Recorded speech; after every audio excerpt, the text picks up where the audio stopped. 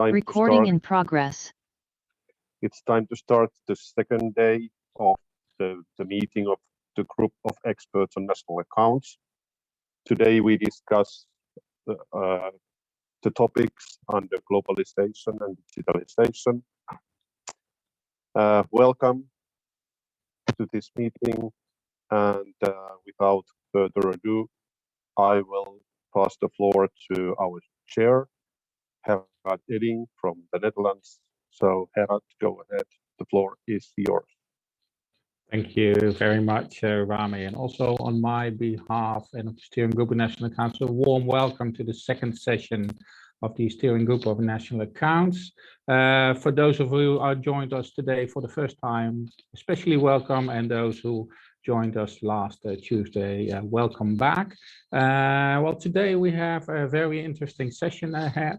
That session will comprise of two parts. The first one will be on the digitalization, and the second one on globalization. The digitalization part will be chaired by Eric Strassner, who is the chair of the digitalization task team and associate director for national economic accounts at the Bureau of Economic Analysis in the US.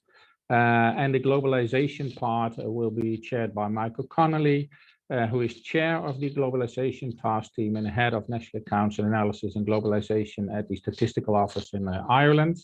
Like I said, we have two very interesting sessions ahead.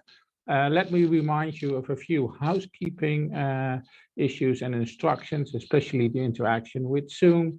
If you have a question or if you want to intervene, there's plenty of room after the presentations. Please raise your hand in the Zoom facility. There's a Zoom facility to raise your hand electronically, or if you wish so, you can also put a comment in the chat, and then one of the moderators of the sessions will pick up on your comment or remark. Also be reminded that we have simultaneous translation in Russian. You can switch languages using the interpretation button in Zoom, which is at the bottom of your screen. And also for speakers, but also if you want to intervene, please be advised to speak slowly, because then interpretation can keep up with us. And well, finally, if you have any technical issues or problems connecting or audio issues, you can contact the technical staff. Their mail addresses are also in the program today. I think that for my part is the start. Like I said, we have a very interesting but also very full program ahead. So I also like to remind the presenters to keep a close eye on the time they have. And without further ado, I now pass on the floor to Eric Strassner, who will lead us to the first session of this afternoon, the one on digitalization. Eric, the screen is yours. Okay, great, Gerard. Thanks so much for the introduction. Welcome, everyone. Good morning, good evening, good afternoon. For those of you in Europe, of course. I have the pleasure of chairing today's session on digitalization, and I'm pleased to be joined by John Verinder of Eurostat, who will moderate. As you all know well, increasing the visibility of digitalization in the next update of the System of National Accounts is a key agenda item. And today we will hear a status update on efforts by the SMA Digitalization Task Team.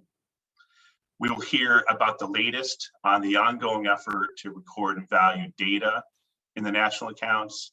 And we know that there are many efforts taking place at the country level to increase the visibility of digitalization in our statistics. And so we'll hear today about efforts in the UK on a new digital economy survey, as well as efforts by the Netherlands to produce digital supply and use tables and key indicators. For our digitalization session, we have 4 presentations. We're going to take 2 at a time, 15 minutes apiece per presenter. We'll take 2 presentations and we'll follow that by discussion, and then we'll repeat after that. And so I very much look forward to today's session on digitalization. I'm sure it will be a robust discussion overall. Let me just remind one last time, along the way, please use the chat to flag your comments. You can use the raise hand, as Gerard mentioned as well. And John will help make sure that we are able to get all of you in as part of the discussion. So first, we will hear from Nicola Mazzarelli, team leader on national accounts methodology at Eurostat, to present the S&A update on digitalization task team's work, and he will be followed by John Mitchell, national accounts analyst at the OECD, who will talk about the recording and valuation of data in the national accounts. And so without further ado, Nicola, I'd like to pass the floor to you to have your presentation, please. Thank you, Eric, for your introduction. Hello, everyone. I will share my screen. Can you see the slides? Yes, they're clear. Okay, very good. So, as Eric mentioned, I will present an overview of the work of the task team on digitalization in the context of the S&A update.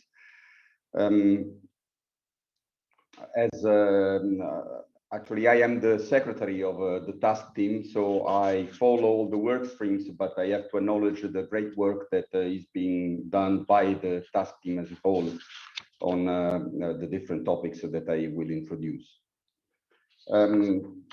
The task team is dealing with 7 research topics and producing 8 guidance notes. So one topic is addressed with 2 separate guidance notes, as we will see.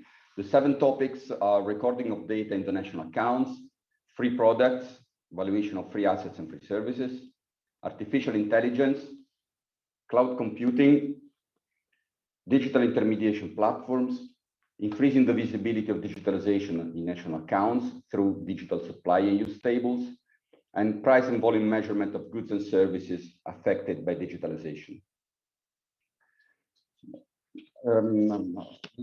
I'll go fast on the first topic, recording of data, as John Mitchell will present just after me more detailed findings or recommendations in this guidance note. But just quickly to give you a flavor of where we are heading to, the guidance note is looking at data as a new produced asset, which will impact on the asset boundary and through this on GDP and GNI. This a new asset that is used in production. The guidance note makes a distinction between data and observable phenomena, which are just facts or situations whose characteristics or attributes may be recorded. And observable phenomena are inputs for data. You will hear more from John. Most data are produced as own account and are valued at sum of costs. This is the finding of the task team. And explicit payments to access observable phenomena should be treated as rent. This means that if they are included in the sum of costs, the S&A treatment of rent should be changed. Where are we with this guidance note? Actually, the global consultation on this guidance, you have heard on the different steps to approve the guidance notes at the previous meeting on Tuesday. So the global consultation is a key step in the development, in the preparation of the guidance notes. This guidance note on data has already been submitted to global consultation. The global consultation has just finished, and we are now looking at the results. Another key step in the preparation of the guidance notes is testing. So there are 2 kinds of tests. This guidance note will need to be tested for practical feasibility before all the recommendations can be finalized.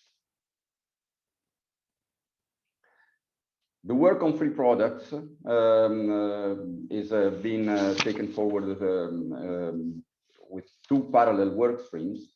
So a first work stream aims at clarifying the treatment of free products in the core accounts. So free products are already covered by the 2008 S&As, just that they are not visible. So this work stream aims at clarifying where the free products are and define the conceptual model. The second work stream instead aims at providing more details specifically on free products through the development of a satellite account. None of these 2 work streams entails changes to the S&A central framework. I would like to emphasize the strong link between free products and data. This because digital platforms and digital apps that offer free products are tools to access the observable phenomena which are their input for the production of data assets. Where are we with these two guidance notes? As for data, the global consultation on both of them is concluded and the results are being analyzed. These guidance notes will also be tested. In this case, the tests are not to finalize the recommendations, which are pretty clear, but rather the test will be useful for an early implementation of the guidance notes, in particular the one on the free product satellite accounts. This and the next slide provide a visualization of the concepts behind the two guidance notes. So this is the visualization of the free treatment of free products in the current SNA. Basically, the idea is that there are three sides. There is the household side, the digital platform, which acts as an intermediary, and enterprises that produce goods or services and sell them on the market, and that advertise them through the digital platforms. So basically, the household sector consumes free products and buys the products produced by the advertiser and that are marked up.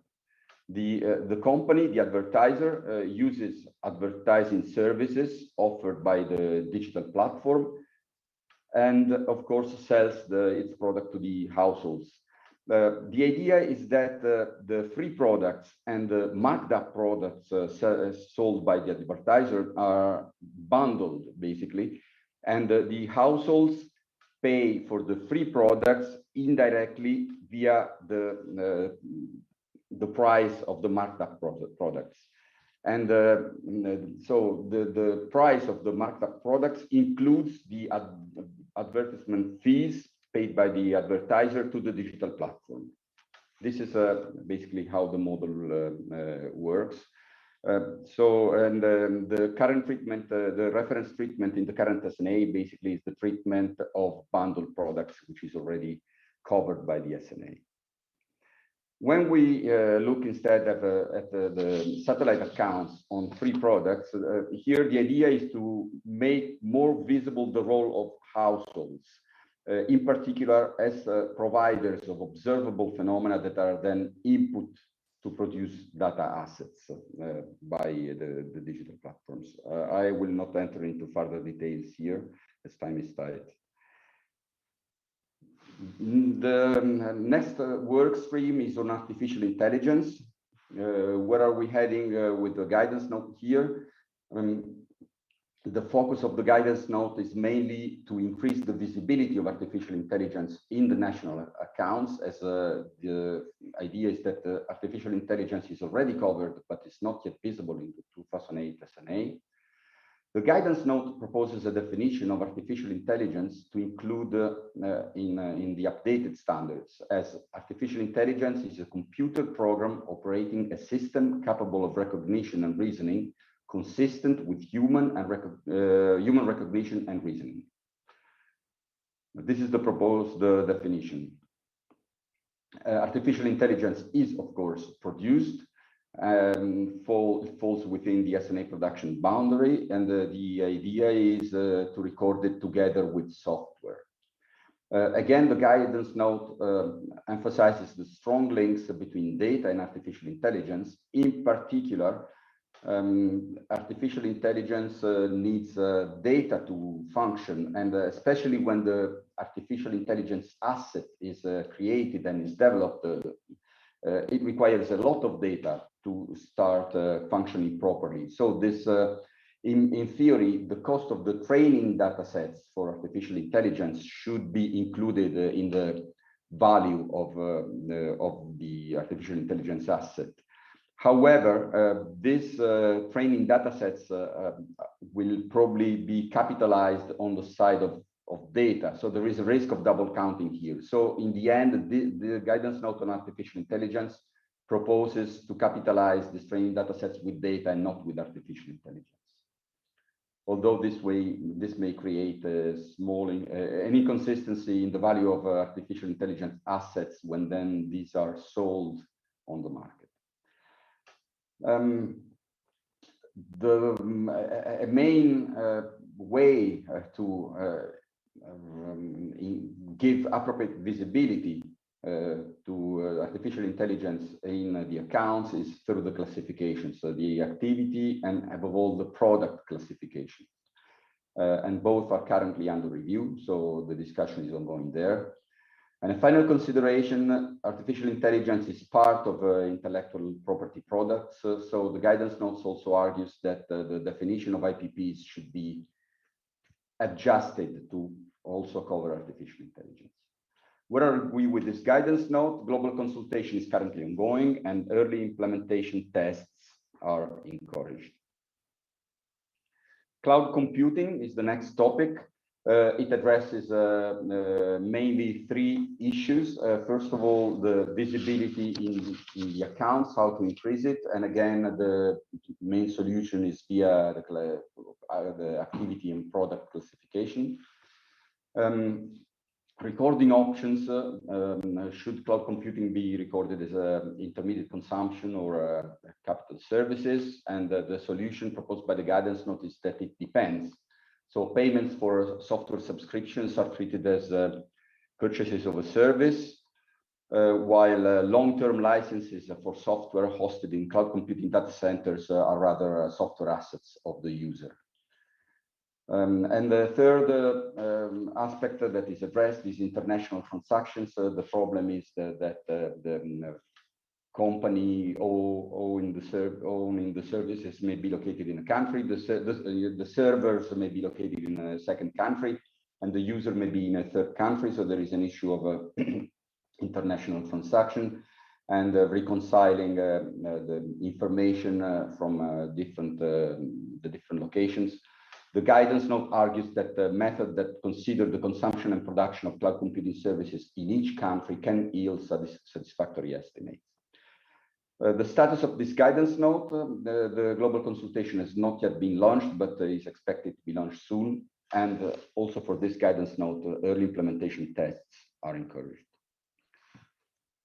Digital intermediation platforms, the key feature, so they are defined as online interfaces that facilitate interaction between multiple buyers and multiple sellers without the intermediation platform taking economic ownership of the goods or the services that are being intermediated for a fee. This is crucial to delineate which platforms are we talking about here.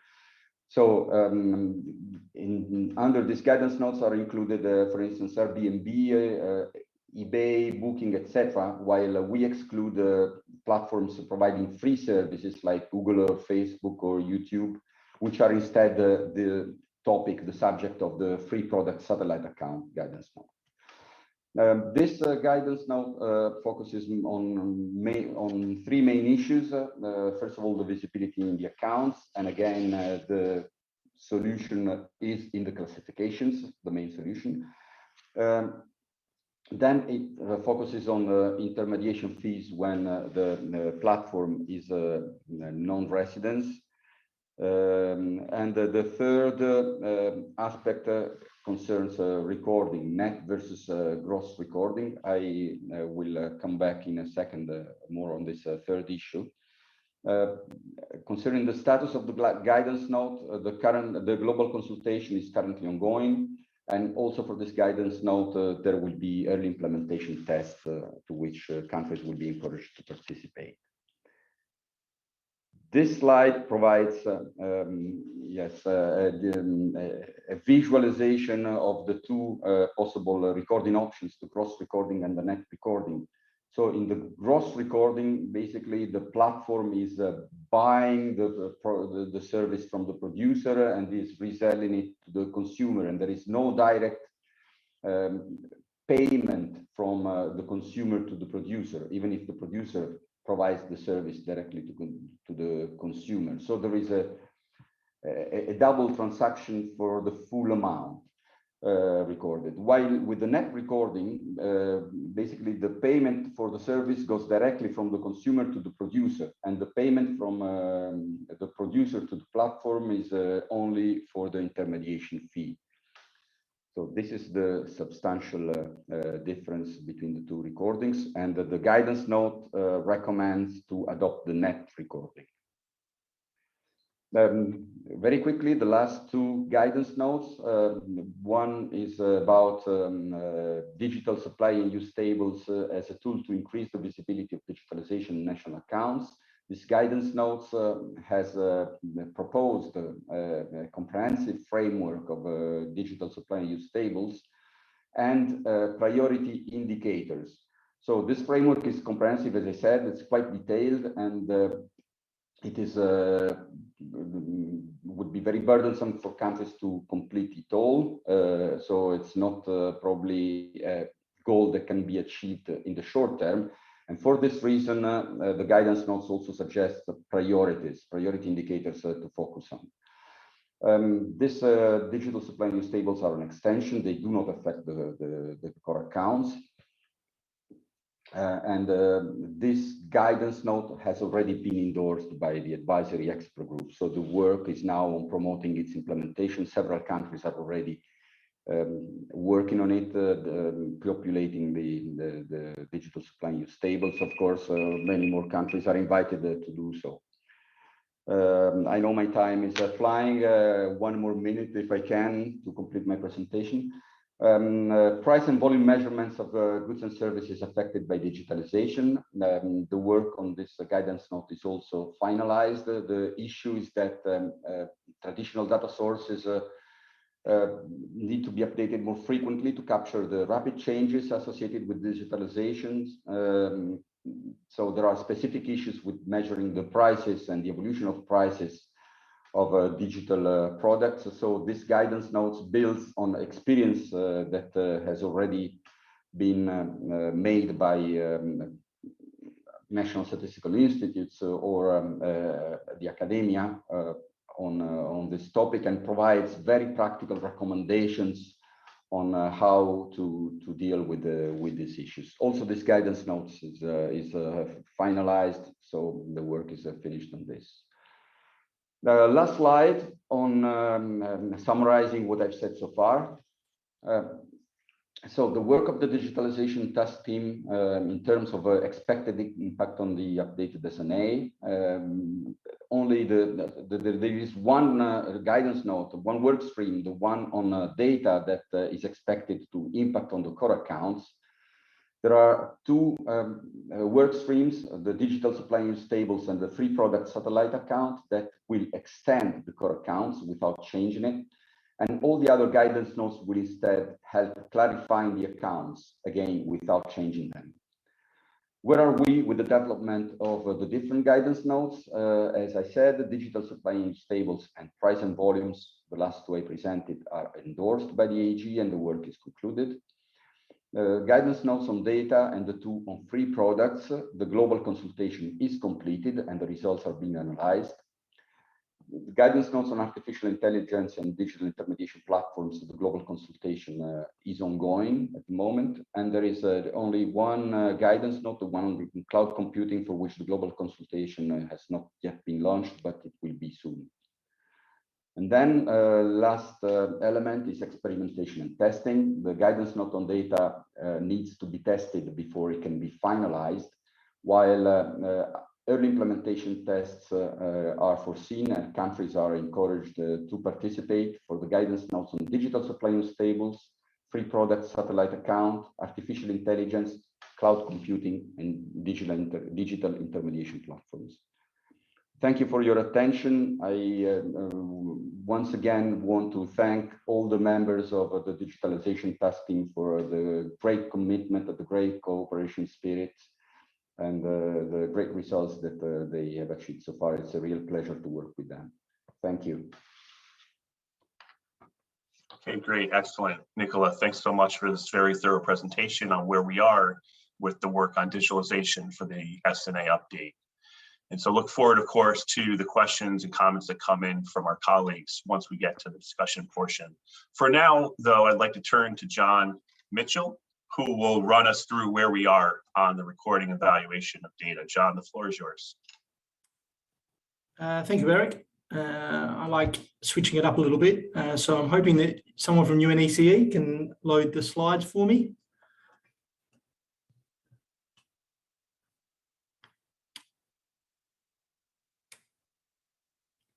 Excellent. Thank you very much. I'd just like to say thanks for the opportunity to present. We've done a lot of work on data over the last 12 months. I actually presented on the incorporation of data in the national accounts at the Group of Expert meeting last year. It is very pleasing to see what was presented then compared to what is presented now. And I should add that obviously what I'm presenting here, as alluded to by Nicola, is not my own work. It is me just as a representative of the Digitalisation task team. What I noticed I missed from last year's presentation was perhaps just a little bit of context setting. I guess it's important to realise why we need to incorporate data into the national accounts. And I think with such a large audience, this is a good opportunity to remind people of that. It's been well recognised that there is a fundamental input that is often missing in the modern economy within the national accounts. Data has really become an important and fundamental corporate tool that is used in a large amount of production. Looking at the example that I've provided there, we can see that it's understandable that there's a large amount of advertising spending that is shifting from traditional to digital. And if we were to look at in the national accounts of just that digital ad spending, what assets would we see that are contributing to that output? And we would certainly see computer hardware, computer software, research and development, but we wouldn't see data because data is not explicitly counted as an asset in the 2008 System of National Accounts. Now, that's not to say that the expenditure on making data is not included. It obviously is. It's incorporated either as intermediate consumption or quite likely, parts of it are incorporated in other assets. But what we wouldn't see is that explicit asset. If we go to the next slide, it's important to remember that data is not just Google and digital advertising. That, as mentioned, data has now become fundamental for a range of industries. And I've listed three very obvious examples there in terms of supply chain management, customer loyalty programs and maintaining a connection to try and increase revenue, as well as improve demand forecasts. If we think about any business that is preparing an annual report and trying to estimate future demand, they're likely drawing on data to come up with these estimates. And so therefore data really has become, as I mentioned, a fundamental cornerstone of production. I've got down the bottom there that it's not just private. Public sector data is very important for people that have recently submitted a tax return, for the administration of government benefits, and most obviously for security, for police and the defence intelligence agencies. The public sector is collecting a large amount of data that has made the production of these non-market outputs more efficient. So with that context, if we go to the next slide, which I'll go a little bit more detail on what Nicola has touched on in terms of the process of incorporating data into the national accounts. Several years ago, as users requested information on data assets in the economy, several countries undertook it themselves to try and come up with estimates of the valuation of data. And we've heard from those in this meeting last year and as well as other international fora over the last couple of years. From those initial estimates, rough discussions were taken at various meetings, and then as part of the Digitalisation task team that came up with general recommendations regarding how we might look to incorporate data into the national accounts. As Nicola mentioned, the global consultation has just finished in relation to data, and this included recommendations which I'll go over in just a minute. Following this, we obviously are not yet, but we are about to process the feedback from this global consultation and to try and incorporate this into a final set of recommendations that can be endorsed and included in a revised SNA. From that, a large part of coming up with this final set of recommendations is testing by countries to try and make sure that what we are recommending is feasible and suitable for users. So with that in mind, if we can move to the next slide, why don't we just put data in the national accounts? Why is it so hard? If we look here at the definition that we've used, it'll start to unpack some of the issues that we have in terms of recording data. This is the definition. It is slightly different to the one that was presented last year. We have an additional extension regarding economic benefit, in that we want to record data that is providing an economic benefit when used in productive activities. And this is similar to the definition of research and development. I've also included the caveat there, which is not a new one. This was included last year, that we are really focusing on digitized data. That obviously data can exist in non-digital form, but we think that not only is this such a very minor fraction of the overall data that exists in the economy, the measurement of that is not really practical. So specifically, what makes measuring data difficult?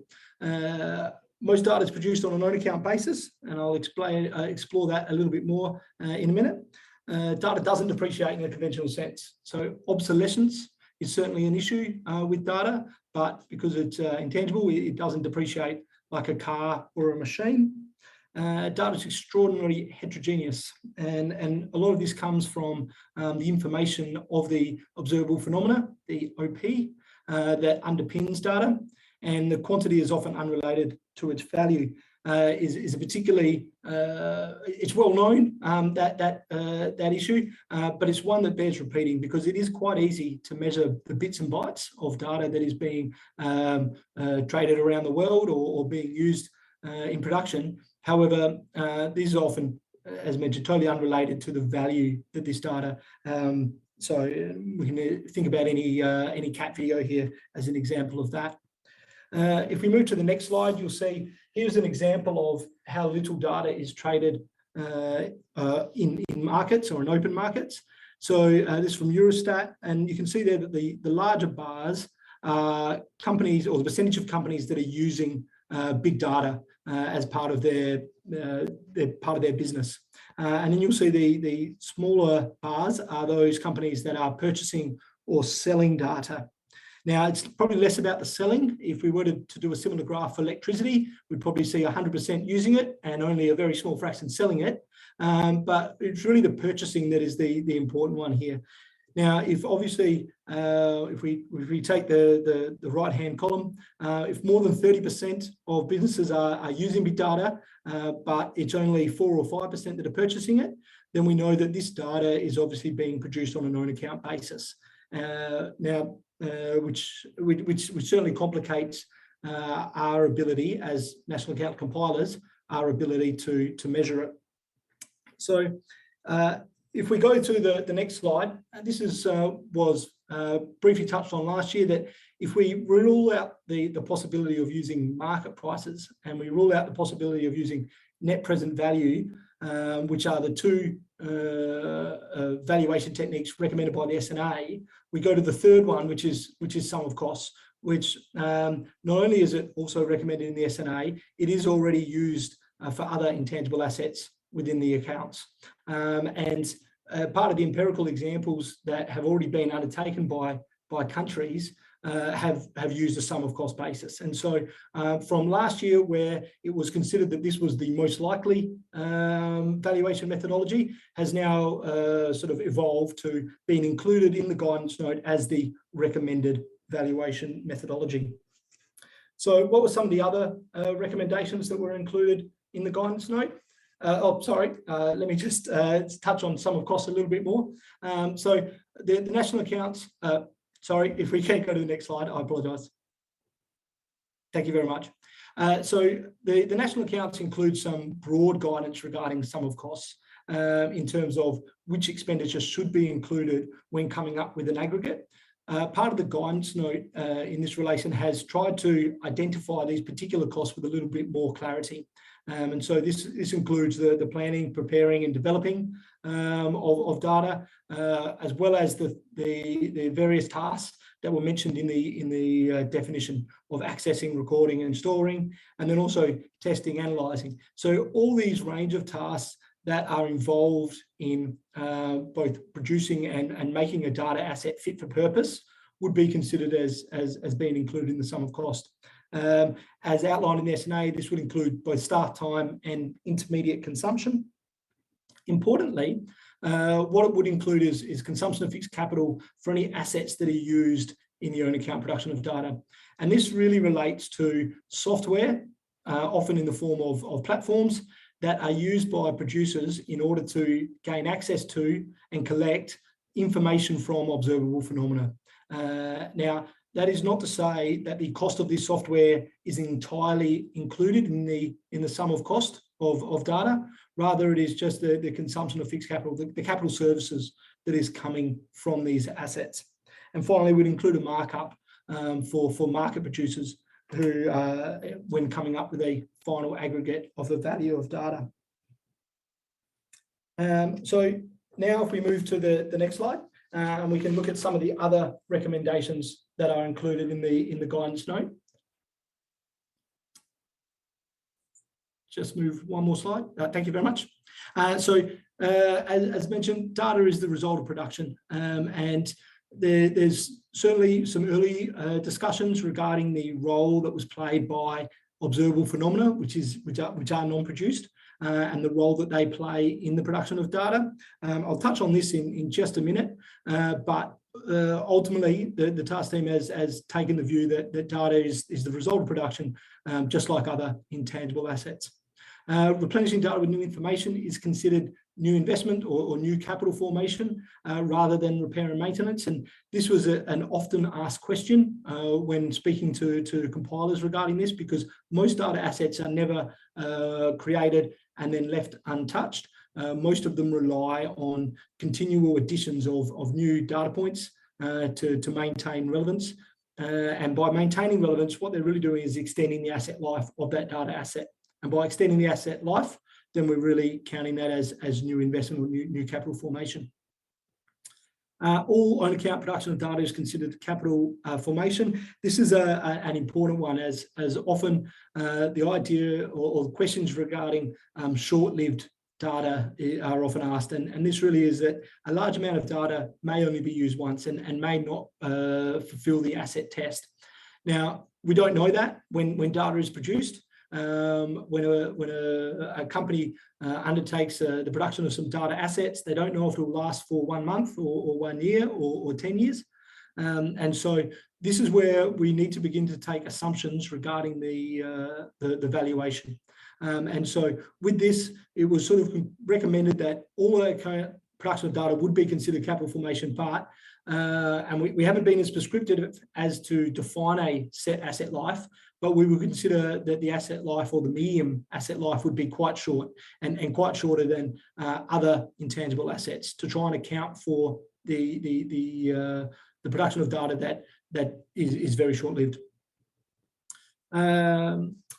Data subject to economic ownership, and this is again separate to the OPs, the observable phenomena, which obviously are not assets, but are more similar to ownership by the individual. The data, once it's produced, is owned by the data producer. And then finally there, we've got data is classified as a new asset category, which would exclude software. And this is certainly an aspirational goal or an aspirational recommendation. And this is an area where we certainly would need information regarding testing to see whether or not it's feasible for countries to be able to split these two assets. We certainly would like to have software separate. We understand that while databases do exist now, most countries include that within their computer software estimate. I think that users would probably be expecting that data would be a more standalone asset. And so therefore, why we have recommended that where at all possible, data should be classified as a separate asset. Just to touch on the, Nicola mentioned previously that the explicit purchase of OPs would be regarded as rent, and that's very true. And I think this makes up a very small amount of a way that data producers gain access to observable phenomena. A large amount of observable phenomena are created either as an externality of normal production taking place, such as sales records and other sort of other data that is created in the everyday business of your business, of everyday production of the business. Apologies. And then the third way is in exchange for free services. Thank you. And if we can just focus on that for a minute, the idea there is that while it is conceivable to come up with an argument about how the exchange of OPs in exchange for free services is a transaction, within this guidance note and the other guidance notes that went out alongside it, it really has been concluded by the task team that this does not meet a transaction as defined in the SNA. And I think that the exchange of a non-produced pseudo asset, as OPs are certainly not an asset due to certain characteristics. They have asset-like qualities, but they themselves are not assets. The exchange of that for a free digital service is probably not what the framers of the SNA had in mind when they included the idea of including barter transactions within the production boundary. As mentioned, it is very it's easy to make the argument that something of value is being traded between the two parties.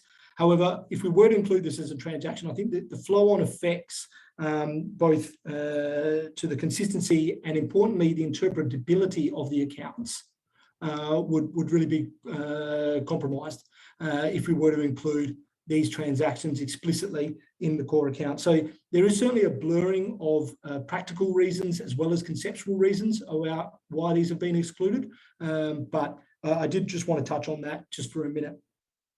So if we move to the next slide, just as a reminder about where we're at, because really this slide is a plug for testing. I've mentioned a few things where we will need some information from countries to help guide the final recommendations regarding the explicit classification of data, how they're sold, which transactions are easy to be observed in surveys and other data sources. And so now that the consultation has been complete, I would encourage anyone to be in contact with me or Nicola or Eric in regards if they are interested in doing testing in relation to incorporating data. And my final slide is one that I have used a few times, and it is just a reminder that once we've got to the final set of recommendations, it's not necessarily the end of the journey. Rather, it's just the end of the beginning, as Churchill said. And so what I've taken here is the exact wording that references R&D when it was included in the SNA 15 years ago. And as you can see from there, it talks about that several issues still have to be addressed and that guidelines, handbooks on methodologies and the like will provide a useful way of working towards solutions. So they certainly acknowledge that R&D needed to be incorporated as an asset, yet they did not have all the answers at the time. And certainly in the last 15 years, those answers have certainly come about.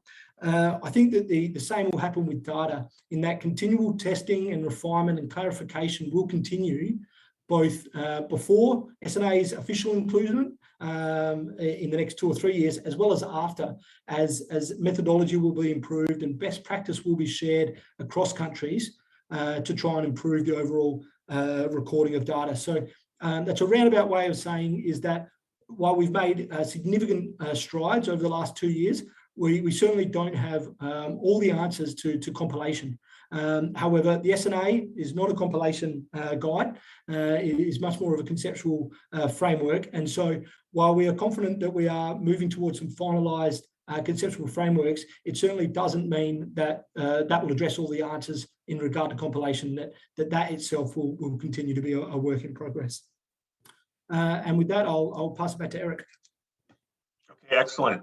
John, thank you very much for a very thorough, comprehensive presentation on the progress that's been made on recording and valuing data in the national accounts. And so indeed, you've highlighted that there's been many efforts to put some numbers to this, and that this, of course, is part of the testing. And we look forward to hearing back feedback around the global consultation itself.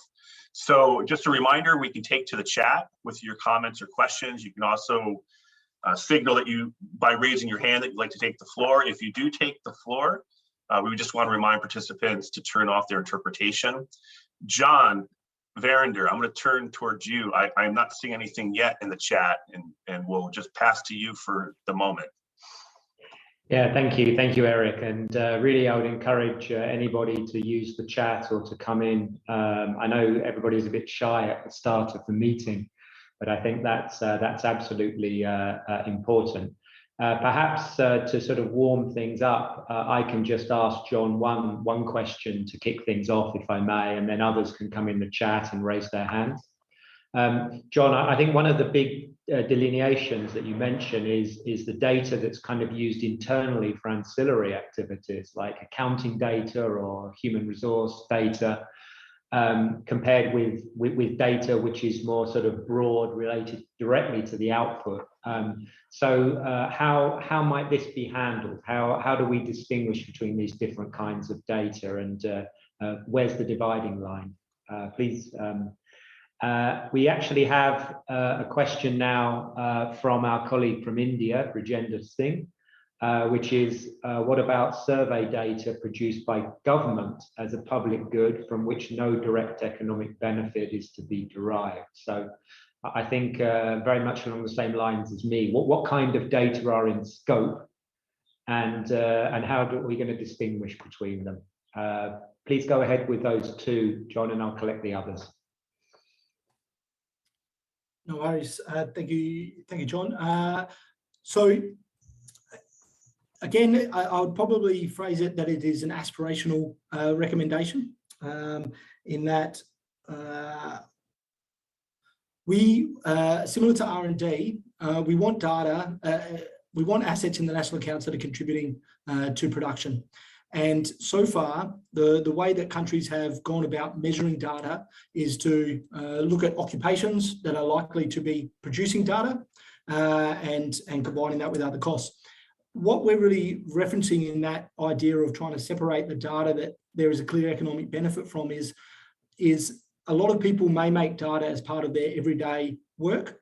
As John said, human resources data is probably an example of one. We didn't want necessarily to then say, okay, well, we need to add the human resources occupation or the person in charge of payroll as an occupation from which countries might want to include as an occupation that is creating data. Now, that's not a black and white example in the fact that it's possible that this person may also be making data that is contributing to the output of the unit. But I guess what we're trying to push for is that if somebody is making data that clearly is just an externality of the everyday business that is never going to be used again for creating greater output in the future, then this really is not an asset and within the national accounts sort of point of view.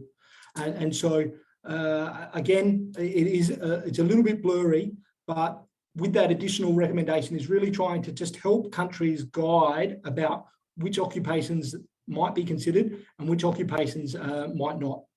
So I hope that somewhat answers the question, John. Just a more particular one regarding from the colleague from India is, as national accountants, the idea of the data that we produce comes up quite often in terms of how this would be recorded.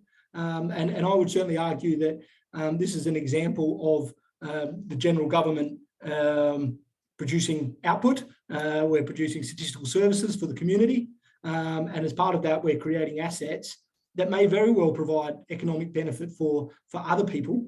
Now, they obviously won't be counted as assets for the producers that are using the latest release of quarterly GDP.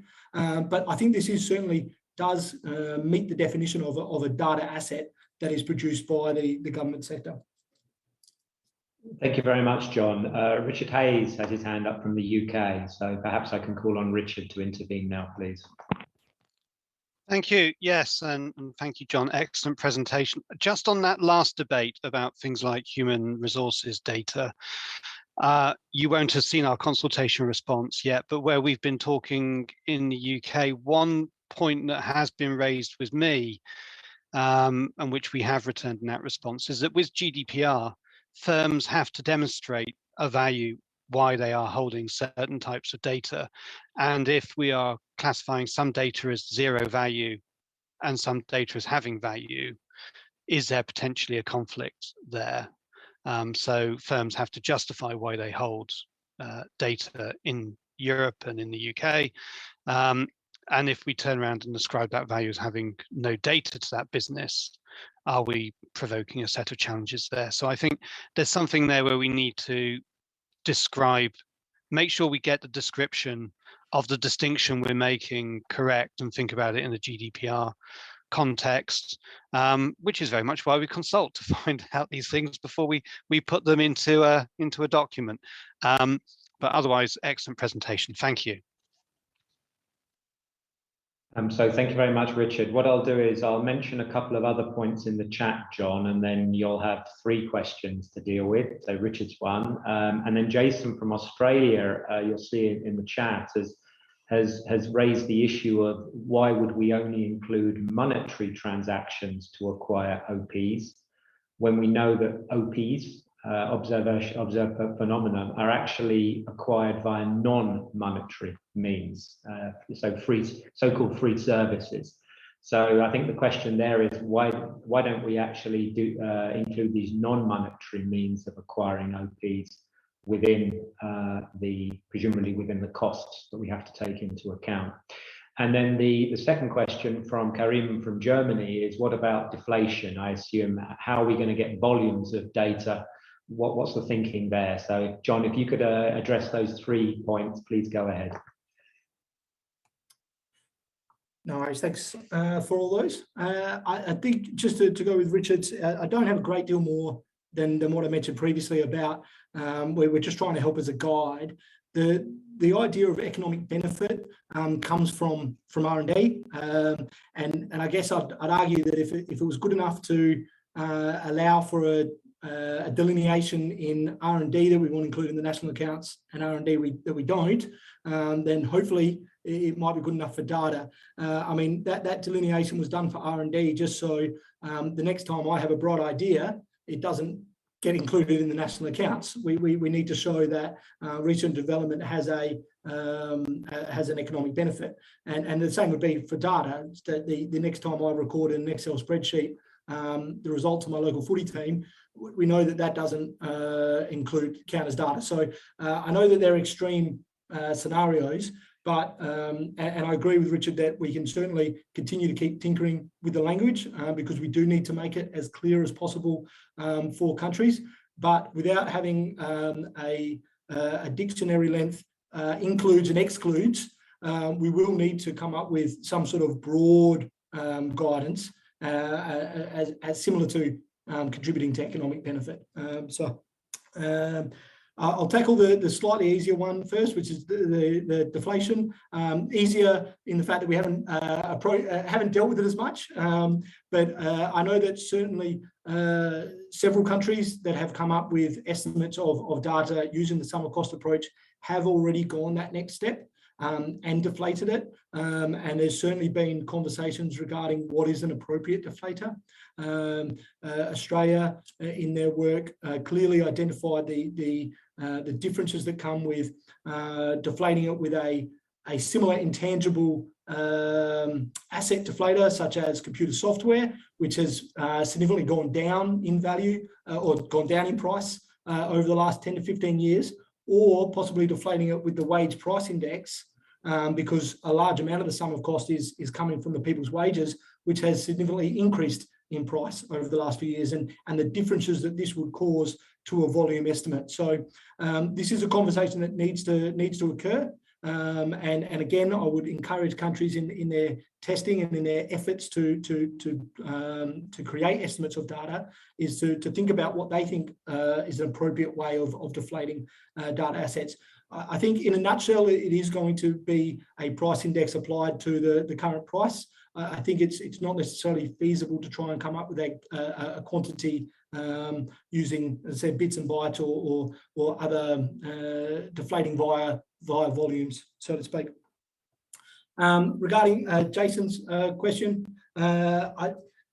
I don't want to, I could speak about this for quite some time. I'm mindful of staying to somewhat of a time limit. I think an easy comeback, I suppose, to that would be, as mentioned, I certainly think that there is a somewhat of a transaction occurring when an exchange of information for a digital good is occurring. What I would suggest is if we were to include that in the accounts, we would need to include that every time that information is exchanged between two bodies. So the idea that I'm providing information about myself when I make a hotel booking or a car rental, would that mean that as well as the consumption of the accommodation services, that we would also need to show a transaction regarding the information that I've exchanged to them? Because if we are, as Jason pointed out, for consistency, if we're going to record it when there's an explicit transaction in it, perhaps we should record it when there's a free transaction in it. Does that mean that we should also record it when it's a byproduct of another transaction? So that's just one example where if we were to include it, in order to try and maintain consistency across the suite of accounts, I think we would possibly tie ourselves in knots a little bit, so to speak, or potentially create a large amount of imputed transactions that don't necessarily add value to the accounts. So that's just one point of it. Another point would be if we are recording a transaction, something needs to be created in order to be exchanged. So it's not really an asset, as it's hard to have ownership rights over an idea, because once you share that idea, someone else has it. It's hard to maintain ownership of that. So I'm not sure if it really it counts as an asset. I certainly don't think it's a produced the information that you're giving. So I think it sort of fails some of the categories that exist right now. And a final point would be, if we're going to include OPs like that as a transaction, then how do the OPs that get created as an externality of production, such as sales records, that means that they would also have to be recorded in the accounts. So therefore, we would be in a situation where businesses could be producing a non-produced asset, so to speak. And so again, these are sort of the difficulties that come if we are going to try and record these transactions while also maintaining consistency. So I've probably sped over that a little bit too quickly. It is got a little bit more technical than I wanted, but suffice to say that the entire task team certainly viewed this way, that these kind of interactions didn't meet the definition of a transaction as SNAs as it stands now. Thank you very much, John. In fact, in the chat, Richard Hayes has commented that that's what the satellite accounter is trying to capture outside the core framework. So there, once we're trying to value the free services, then you start to put them into this loop of you're giving free services, what are you getting back? You're getting data, but this is a satellite account type approach that is being followed now. Then Idilio from Portugal had a comment. He sort of quotes the sort of definition or coverage of data, which talks about providing an economic benefit when used in the productive activities. But he contrasts the treatment of data, which is proposed, with the treatment of research and development. So he's thinking about how the countries can actually apply and practice this criterion of economic benefit used in production. So I think this loops back a little bit to my first question, but could you elaborate a bit more, please, John? So I just now you've just made me concerned, Idalia, that perhaps that isn't the terminology that's used for R&D, but I'm relatively confident that it is. So I think that the SNA makes a recommendation that R&D should only be included when there is an economic benefit to the owner. Again, I come back to how do we think countries can apply this criteria? This sort of moves to the next stage, which is really around that implementation of the recommendations rather than conceptual. I think if we're looking at it from a purely conceptual point of view, we know what data we do want to incorporate within the SNA asset boundary, and we know which data we don't want to incorporate within the SNA data within the SNA asset boundary. How can countries apply? I think this really depends on exactly how they are going about coming up with an estimate for data. To use the examples that have already been done by several countries of using occupation data, I think this would show that the data being produced by computer scientists and software developers and data entry clerks, which just some occupations off the top of my head, which I know were included, are clearly tasked with coming up with data that can be used in the production further on. A cashier, I guess you could argue, is producing data because they are inputting sales. However, this we would see as more of an externality, and so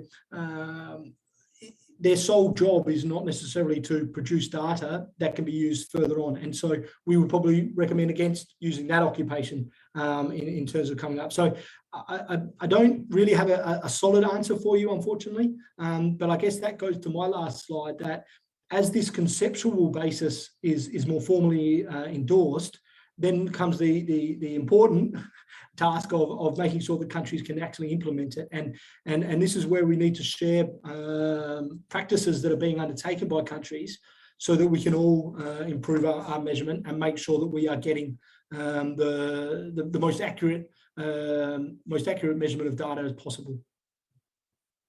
Okay, thank you very much, John. Well, we're drawing to a close on this Q&A, but just to point out that Yorit has helped you out as an OECD colleague, John, by confirming in the chat that we have the same terminology. But of course, there is this practical question. And as you said, John, this is one area where the testing, I'm sure, will give us a long list of borderline cases to consider and what goes in and what goes out and how we can harmonize. Anyway, I think that's been a very valuable Q&A. Thanks for everybody for their contributions. Back to Eric, please. Yeah, great. Thank you, John, and John Mitchell and Nicola. Thanks so much for your presentations and for sure a very robust discussion here around data, how to be thinking about data and measurement of data. I think what we've also seen here is that John can keep us engaged for hours probably, since he's been leading this effort from the digitalization task team. So thank you, John, for all the work that you've done on this topic. So now we'll turn to the next two presentations for this digitalization session. We'll be hearing from Daniel Robinson of the UK Office of National Statistics. He is branch head of Outcome and R&D, and he'll be discussing the UK's new digital economy survey. And after that, we'll hear from Jorm Vauk, a researcher on national accounts in the Netherlands on the development of digital supply and use tables. So we'll take these two presentations in turn, and we'll follow that by discussion. 15 minutes per presentation, and Dan, the floor is yours. Thanks, Eric. I'll just try and share my screen, so bear with me. This is the technical part.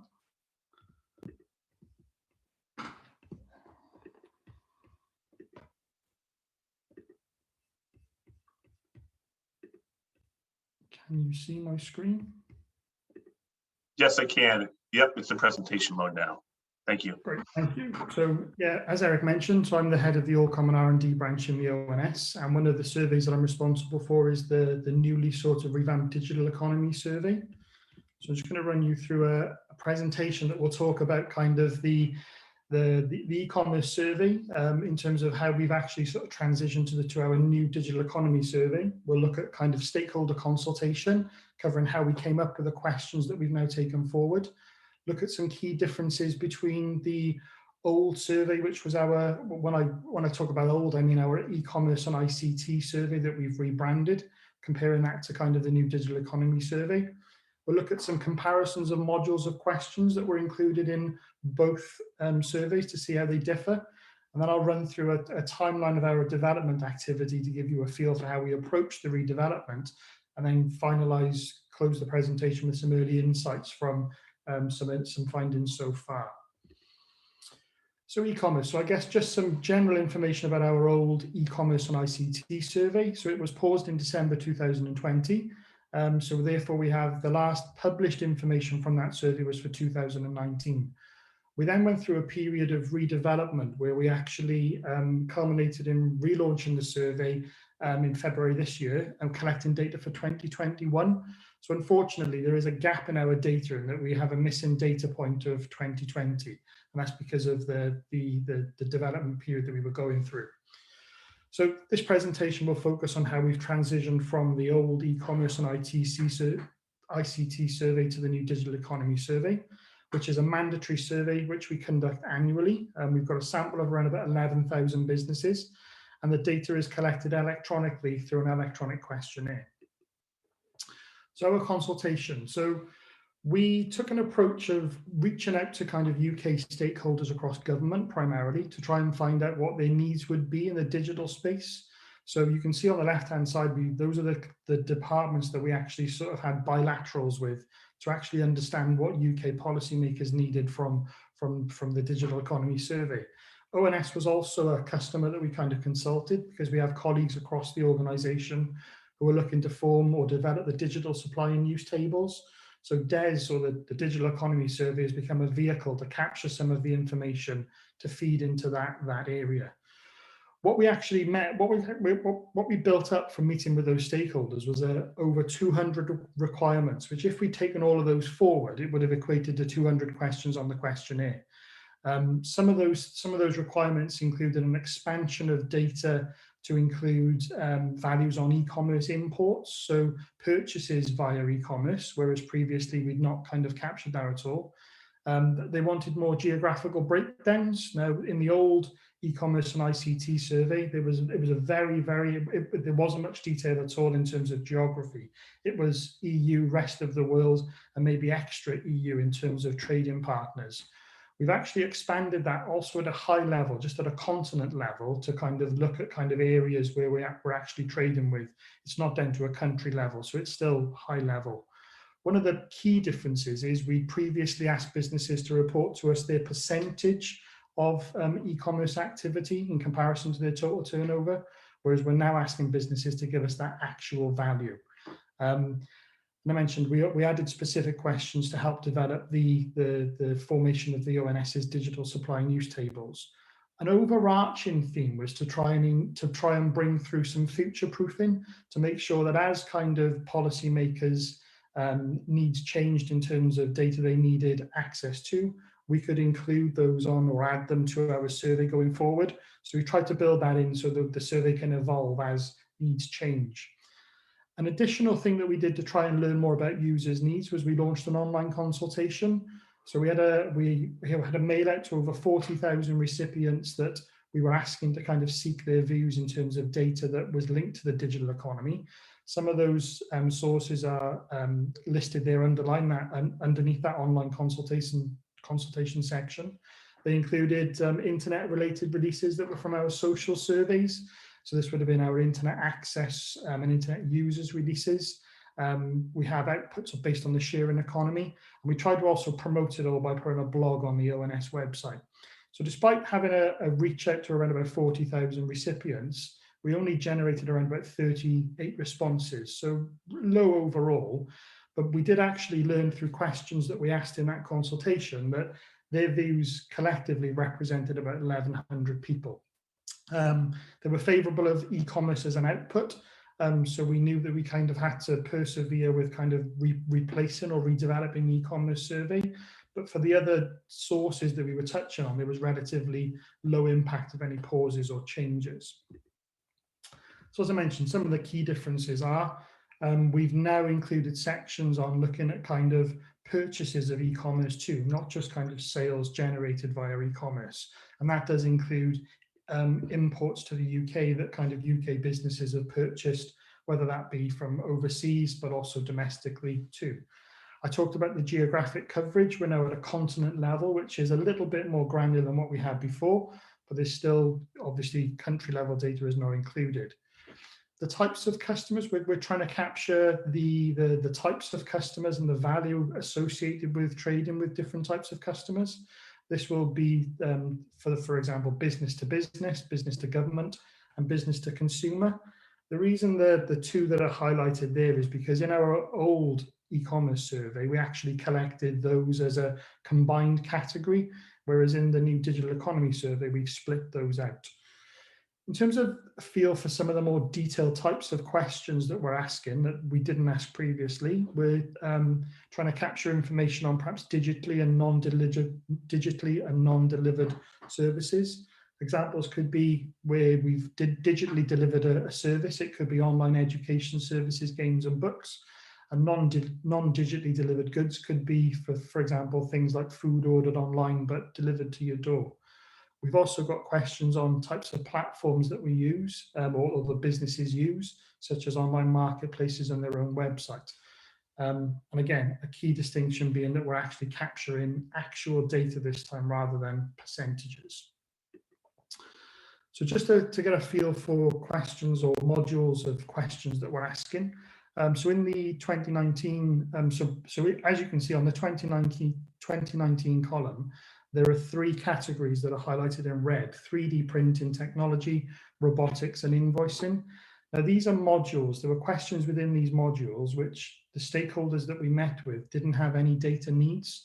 So we haven't taken through any questions linked to any of those modules because we didn't identify a need.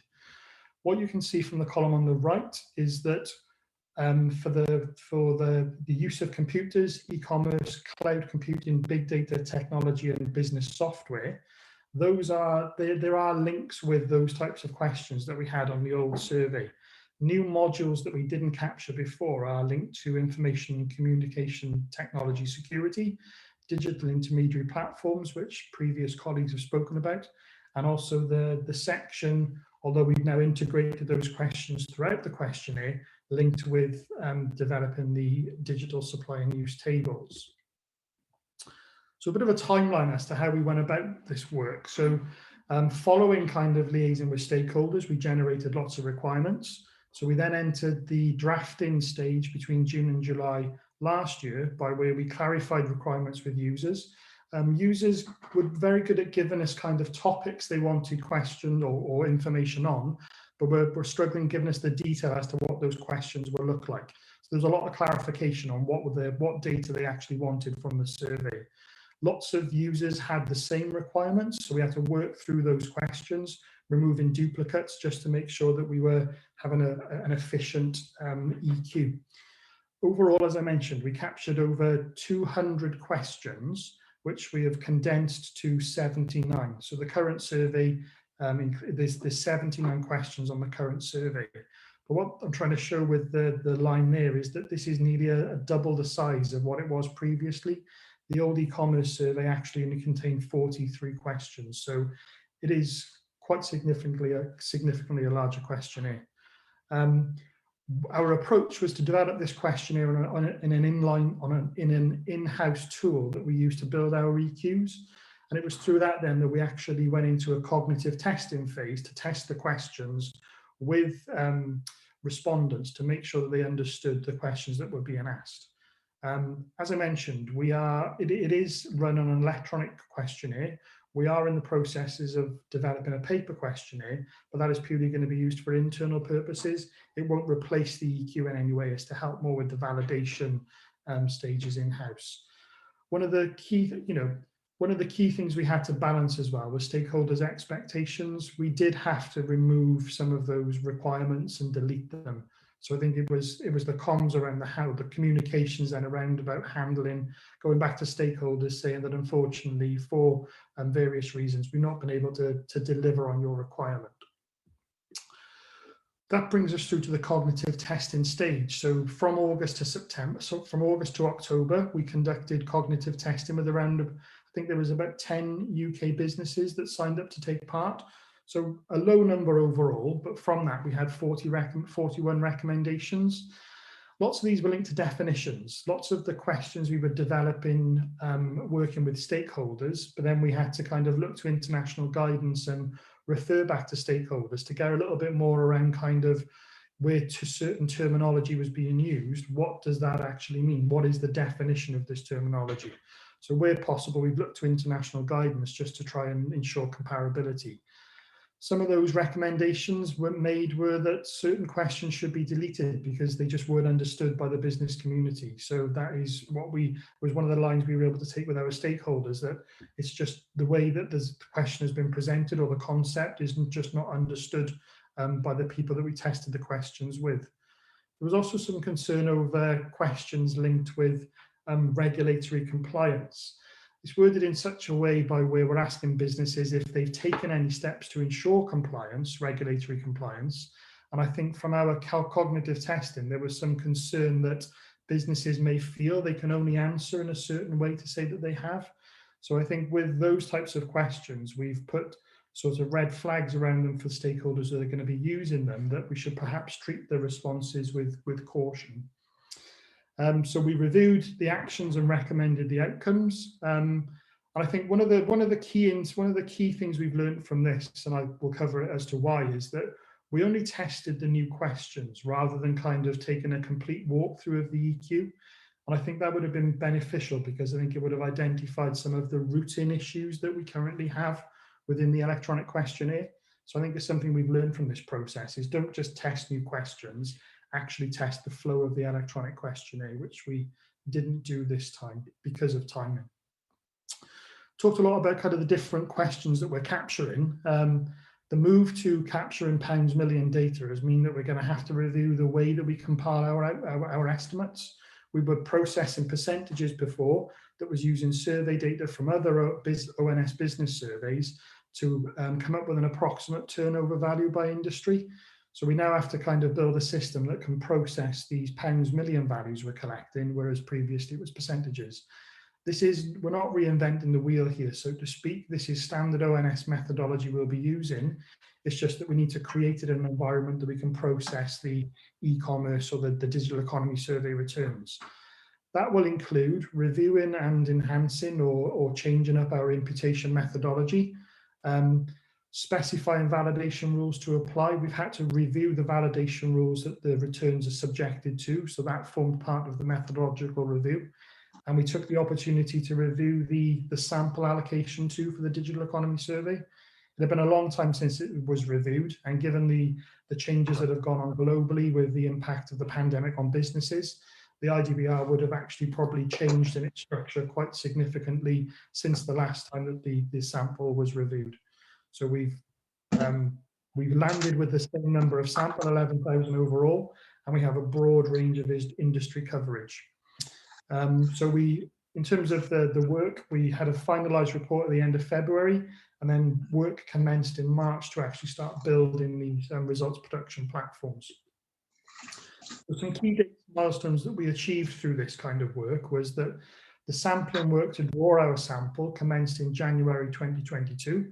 We dispatched a survey on the 28th of February. This was initially a letter that went with registration details to businesses to complete. So we don't send email notifications to businesses they have been selected. It relies on a letter landing within a business for them to actually register to complete the return. So our data collection window will span March through to September 2022. And then we will enter a production round from October to November, by where we will turn those survey returns into our digital economy survey outputs. So they will go through a quality assurance process later in the year. And we have an aim to publish some results from the survey by the end of December this year. So some early insights. So I think the approach and I think a key milestone was getting the questionnaires out to businesses, and we achieved that. And I think it was a key milestone in the project. With some of the, obviously it's still very early days for us. I think we are currently at around about, so going back to kind of thinking about getting the forms out, we decided to launch in 3 batches. This was primarily to sort of minimize the burden on kind of ONS teams. Sending 11,000 forms out in one go could have meant that we had a large influx of calls from businesses wanting to understand more about the survey. So we staggered the dispatch to try and sort of not overload our data collection teams. Within around about the first 4 weeks, we had an achieved response rate of 10%, which we were really pleased with actually. We were in two minds as to whether it was going to land positively or whether we would struggle, but we felt that given the size of the questionnaire, 10% was a good number to receive back in such a short amount of time. As of the end of April, I think our response is up to around about 42%. Now, this is lower than on the previous period that when the e-commerce and ICT survey was last out in the field, which was around about 51%. I think this difference could be to the fact that the questionnaire is longer. Businesses may take longer to respond and compile the information, but we're also in a phase in the ONS by where we are struggling with response rates, although it's improving across business surveys linked with the pandemic. So there are two things to bear in mind there. A key thing, however, is despite the response being relatively promising, we have got some sort of high first-time failure rates.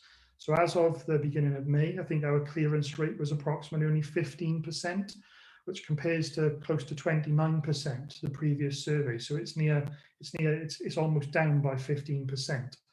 And again, we think this is linked with the length of the survey. There's far more questions now that fail validation, and some of the validation rules we've had to put in this year are more complex to try and more perhaps second guess the returns as they're coming in because of the scale of the changes they've gone through.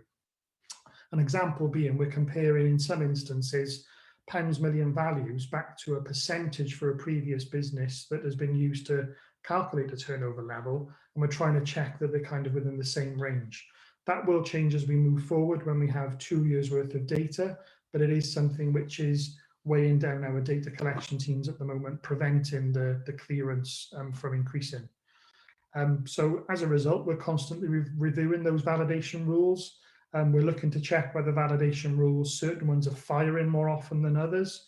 And we're looking at those gates to see whether they can be widened to avoid sort of failing unnecessarily to improve the clearance levels overall.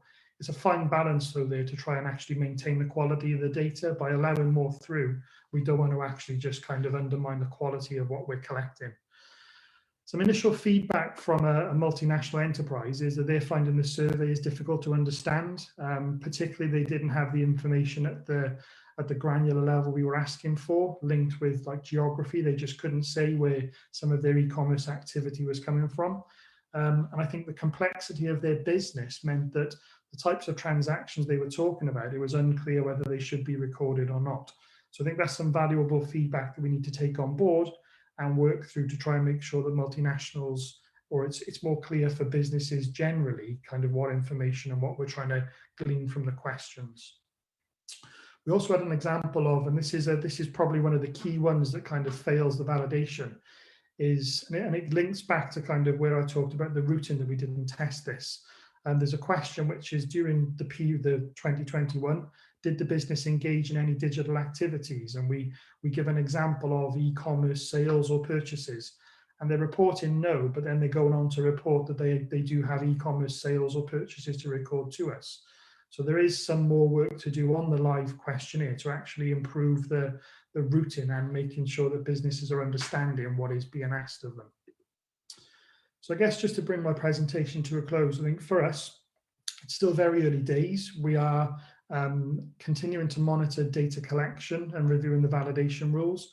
We don't want to get to a point sort of later in the year by where the response, so the clearance rate is still exceptionally low, and then we're using very little data to produce results from.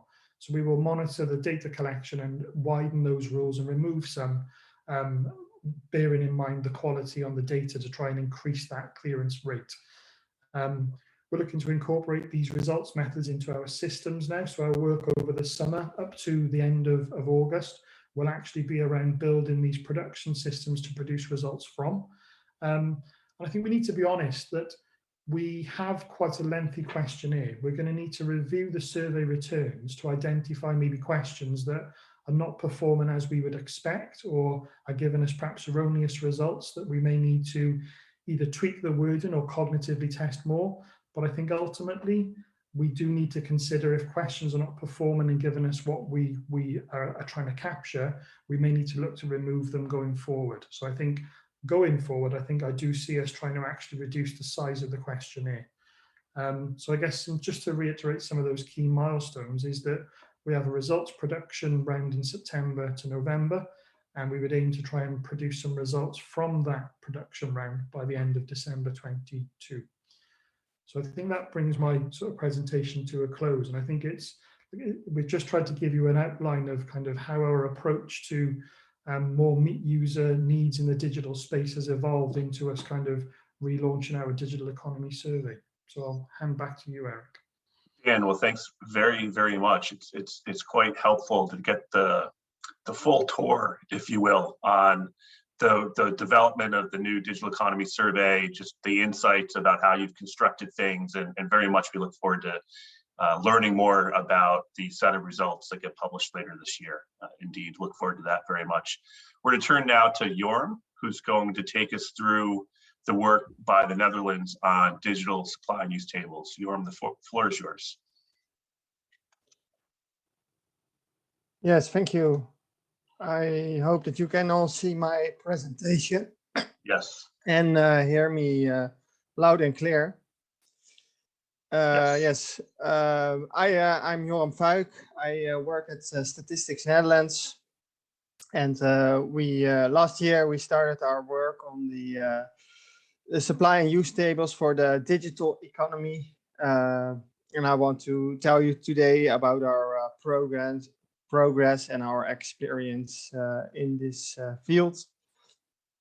I will start with a brief introduction, and then I will speak on the results from our project last year, as well as the issues and findings. And we continue the work this year, so I will also mention what we will do this year on the digital supply and use tables. As Nicola of Eurostat already mentioned, the objective of the digital SUTs is to increase the visibility of the digital economy in a national accounts framework. And this is done by expanding columns and rows in the supply and use tables. In the columns, you see that there's digital industries differentiated from the standard ISAC industry classes, and similar for digital products. We have additional rows alongside the standard CPA classes for products. Then for each product, there's a specification of the transaction types, and also for some aggregates in the industries, there's a differentiation between the digitally delivered services and the non-digitally delivered services. So this is the summarized model for the digital supply table, where you can see highlighted in yellow the additional rows and columns.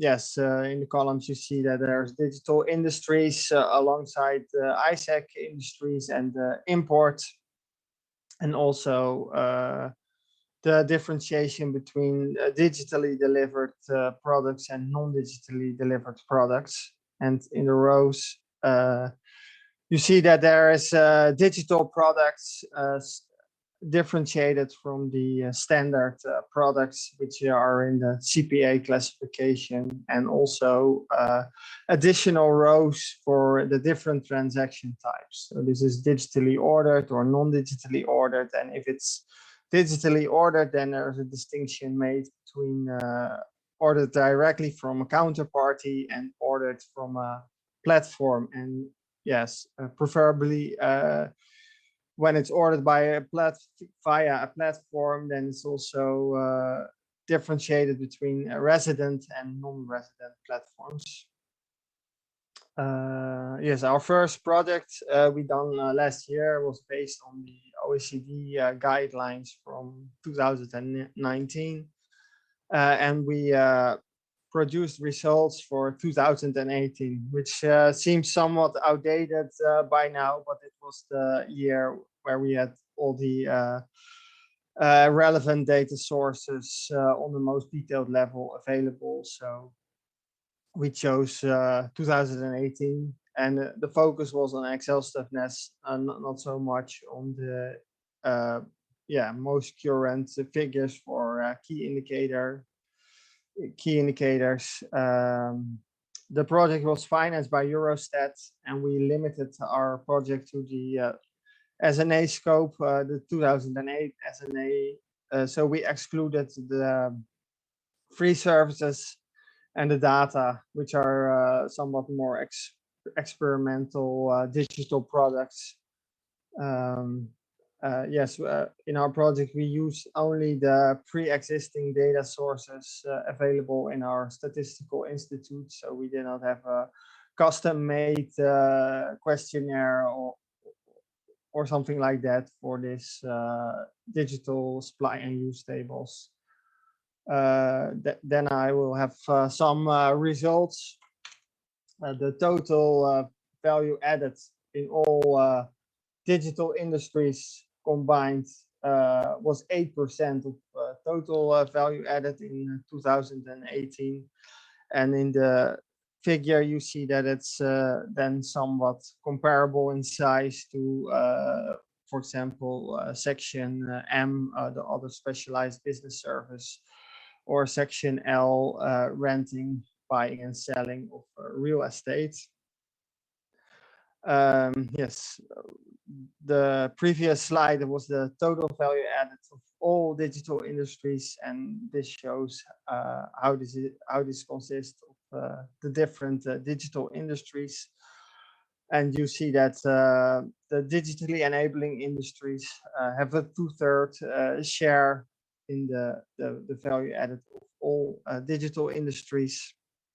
This is actually the traditional ICT sector, so it includes manufacturing of computers and other equipment, trade in computers, telecommunication services, and also the ICT service like consultancy or programming. The second largest industry are the e-tailers, and mostly the wholesale businesses selling 50% or more online. And then the other large one is the digital intermediary platforms. They have a share of 10% in the value added of the total digital industries. We can also have a similar outcome for the digital products. And then you see that the price digital services other than cloud and intermediary services have more than half of the total output of digital products. And the other large one is the ICT goods. The price digital intermediary services have a share of about 1/8. And the smallest one is the cloud computing services. Another dimension of the digital supply and use table is the transaction type. If we look at digitally ordered for different supply and use categories, we see that it's mostly between 11 and 16% ordered online.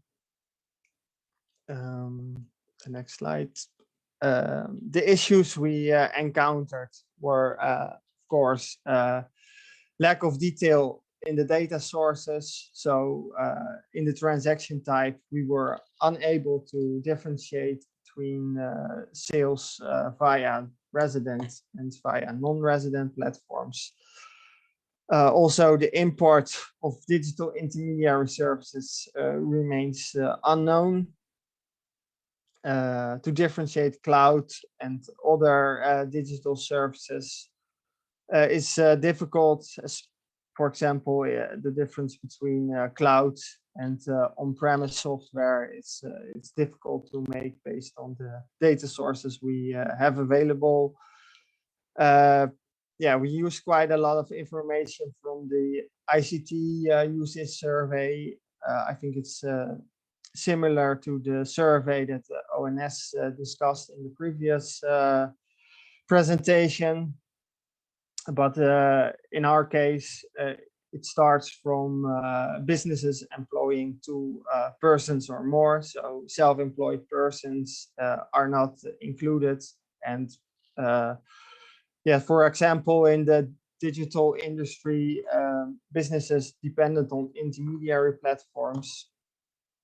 It might be that self-employed businesses sell quite a lot via online platforms, and that's not accounted for in our survey. So that's a shame.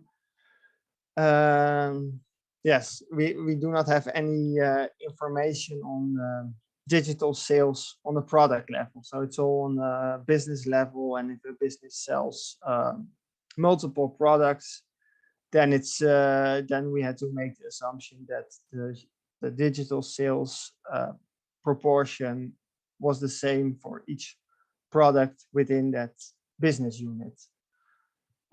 Some data sources lack in continuity. So, for example, for the digitally ordered services, we used research on the mode of supply in international trade. And that's was a one-off project so far within our agency. So we do not have a time series of that. And yes, for the ICT usage survey, the contents, they change each year. There are 2 digital industries for which we had the difficulty finding a practical approach. And that are the digital-only firms providing financial and insurance services, and the other producers operating only digitally. Then we have the plans for this year. And then, we want to have a look into the opportunities to improve the questionnaires. So to add, for example, additional questions to the structural business survey. We want to do some time series analysis of the data sources we have used. And also we want to expand the scope of our digital SUTs to include the more experimental free products that are currently not in the SNA scope, that are the free digital services provided by enterprises and data.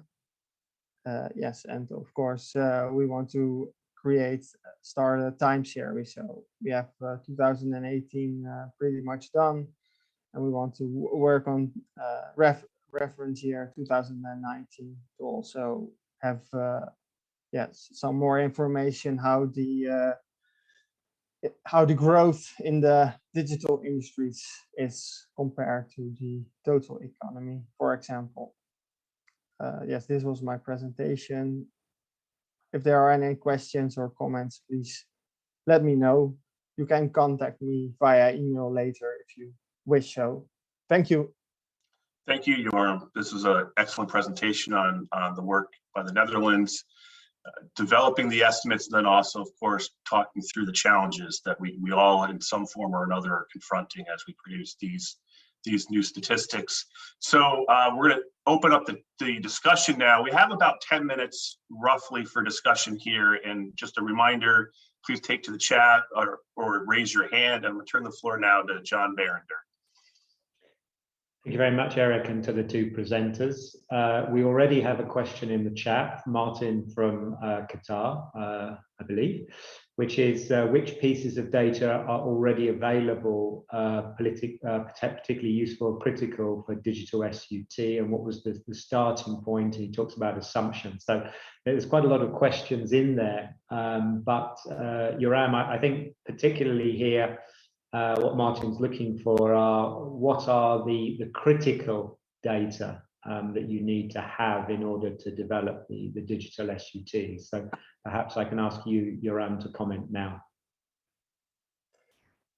Yes, I will try to summarize some of the data sources we have used.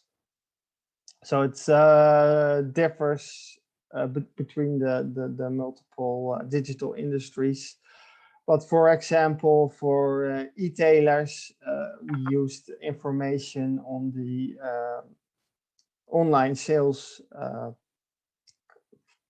per business unit, which we have available in the structural business survey. And in other cases, we used the ICT usage survey, which also has an e-commerce section that asks questions about online sales and platform sales for different niche classes.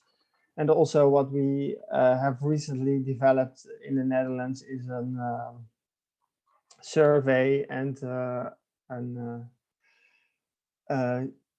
identification of digital online platforms. So these are actually resident online platforms. They are identified by a web crawler. So the businesses are identified, and then a survey is sent asking questions if the business is a platform, and how much turnover is made from platform activities.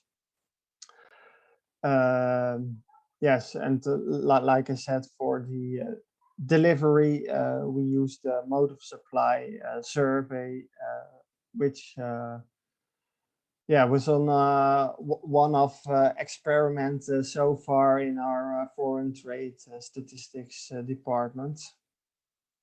Let's see. So the starting point for us was actually the standard SUT, and we, for each product industry combination, we calculated the share to be reallocated to a digital industry and digital product. And then once we had that done, we applied shares for the transaction types. We do have a detailed report available on our website that covers all the data sources and some of the methodology we used. So that will be interesting, I think, if you want to know more about about the way we went about this. Thank you very much, Joram. Indeed, the fact that you have your methodology, you're very open about what you've been doing, I think would be excellent for those that are interested to follow up in more detail. Michael Connolly is asking, is it in English or in Dutch? No, we have it for Eurostat, so we did it all in English. That's excellent, because we have problems to read Dutch here. I imagine. Thank you very much, Joram, for that. Actually, it's being asked if you could share the link. So perhaps if you could have a quick look into sharing the link into the chat, please.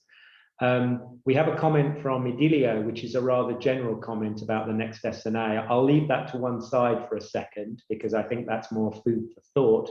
But to Dan, a question from me, since we don't have anything else at the moment. Dan, I think part of the problem with these questionnaires on digital is the technology moves on, but you want to have a time series. So, you want to have data over several years, perhaps 5-10 years, but then the new technology comes and you have to add new questions, but you don't want to drop the old questions because you still want to see the evolution of the older technology. I mean, how have you thought about dealing with that? So I think we've always had, so our previous approach to kind of maintaining the e-commerce questionnaire was kind of, it did change on an annual basis. So I think we have changed with user needs and sort of to ensure sort of comparability across European countries. But there have been instances by where, certain questions have dropped, so we don't have that comparability. There are questions on the e-commerce questionnaire and the new DES one that do link. But I think as I've mentioned, maintaining the questionnaire size does mean that we can't, for perhaps less key variables, I think we have to acknowledge that they may drop off. They may not stay on there for indefinitely, because the survey size would obviously just increase over time. So we have to balance. It's about balancing the need as Recording to, stopped. it's about balancing the need, I think, as to what are the key questions and variables Recording in progress. that should remain on there, and ones that we can take off to actually kind of keep the questionnaire at a stable or a level that is kind of not going to overburden businesses, if that makes any sense.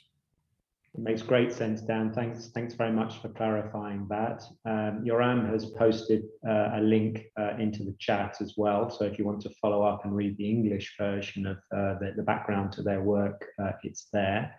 Perhaps, I'm not sure who to ask to respond to Idilio's question. I mean, I think that what Idilio is pointing out is why we have this big focus on digitalization, supply use tables, almost as a kind of separate product, and yet we don't kind of deal with tourism and health in quite the same focus. I mean, the only thing I can say, but perhaps Eric, you might want to add something, is that we've had digitalization as one of the key SNA updates, and a lot of focus is on this, and particularly with data, as John was presenting earlier, as a quite fundamental part. It is something which the users and the readers of SNA will clearly have very strongly in their minds. But I don't know if you want to say anything, Eric, about that right now. Yeah, John, thank you. I'd be happy to. And then I also see that Pete Harper would like to come in as well. I know he's worked closely with Peter Vandeven on taking through the chapter orientation. And so from my perspective, it's a real focal point within national economies right now. And we recognize that there's been a real evolution in the digital economy over these past 10, 15 years since the last SNA update. And I think that is a real motivator for having a dedicated space for the digitalization issues. And perhaps what that then means is in subsequent updates through time, maybe it moves to some other section, potentially as we evolve the SNA through future updates. But I think the real focal point right now on just the evolution of digital economy issues and their disruption to traditional approaches to production and consumption, et cetera, is a real driving force. I'll stop there, and John, let you bring in others to comment on this.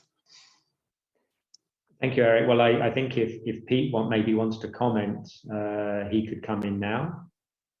Yeah, thanks, John. And just building on Eric's comments, the proposed digitalisation chapter has two components. One is a discussion of the digital supply use tables and other extended accounts, but the other part of the chapter deals generally with cross-cutting issues associated with digitalisation.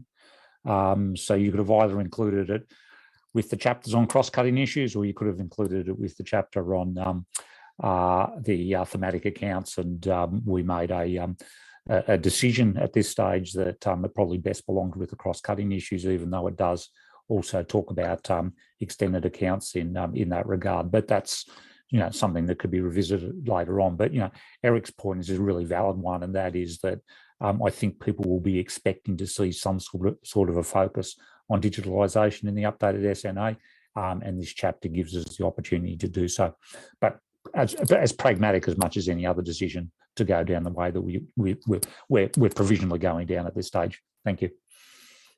Thank you very much, Pete, for that. And John Mitchell would like to add something as well. John, please. Yeah, thanks, John. Just on that topic, I've got 2 points. The first one is that health and tourism accounts probably didn't stir any discussion regarding mismeasurement as much as perhaps digitalisation did. And so I think that a lot was written regarding whether or not GDP was measuring digitalisation aspects correctly, and whether or not this was a reason for some of the productivity declines that we may have seen. And so I think there was an onus on national account compilers to try and represent digitalisation more clearly, to try and show that this wasn't the cause. So I think that is a very large reason that has sort of spurred such a focus on digitalisation. Separately, I do want to just congratulate the Netherlands on the report. It is a very good read. I strongly recommend having a look. It piggybacks on the work of Statistics Canada and other work of that's currently being undertaken right now. And I think it in response to the colleague from Qatar, it does outline some of the assumptions that are needed to produce tables like this, and that they aren't perfect, but I really am encouraged by the efforts done by Statistics Netherlands in sort of overcoming some of these in order to put some numbers on the paper. So really well done. Thank you very much, John. There's no other request that I can see at the moment, Eric. If we have time for one more question, I'll ask one more question. Otherwise, feel free to take over. There's time for one more, John. Yeah, I'd actually like to go to Yoram again and just ask him an open question, which is the classifications being updated right now. We pretty much have the ISIC classification, at least at the higher level of digits, tied down, I believe. But the CPC, the product classification, is currently being discussed. So Yoram, given your work on the SUTs, what would be your dream in terms of the new classifications? What would you really like to have in the new classifications, which would help you to compile the supply use tables, the digital supply use tables, please? It's a difficult question, but I think at least for the platforms, so the intermediary platforms, it offers quite some opportunities. If the ISAC update comes through, and maybe similar also for cloud computing services, because in the current data sources we have available is very limited information on whether it's a cloud subscription, a download, or the software is sold in another manner. So I think, and yes, for some digital industries, I think the ISAC update will not provide a solution. For example, to differentiate e-tailers from the retail industry. I think the sales channel is not something that differentiates one NACE class from another NACE class, or ISAC class, I'm sorry. Yeah, so I think that it will provide some benefits, the update. I think it will not be a solution for all industries or products.